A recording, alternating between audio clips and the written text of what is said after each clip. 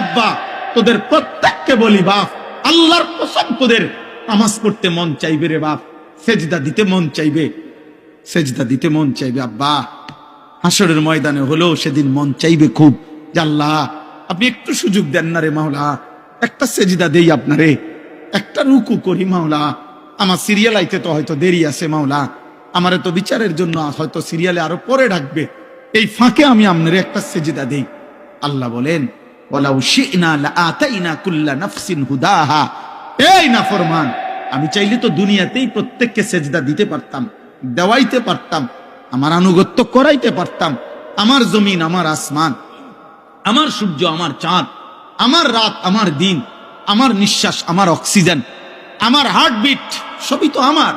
আমি চাইলে পারতাম বান্দা, আমি তো বাধ্য করে আনুগত্য নিতে পারতাম, কিন্তু যদি বাধ্য করেই নিতাম তো পুরস্কার দেব কেন?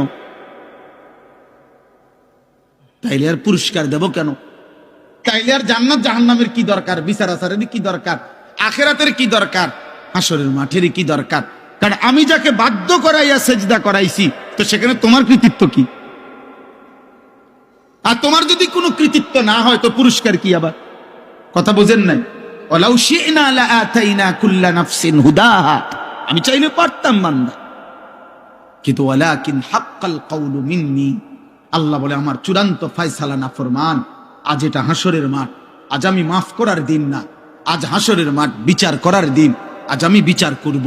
লা আমলাআন্না জাহান্নামা মিনাল জিন্নাতি ওয়ান নাস আজমাইন, আল্লাহ বলবে এই বেঈমান, তোর মতো কোটি কোটি নাফরমান মানুষ এবং জিন দিয়া আমি আল্লাহ আজকে জাহান্নাম পূর্ণ করব, জাহান্নাম পুরা করব।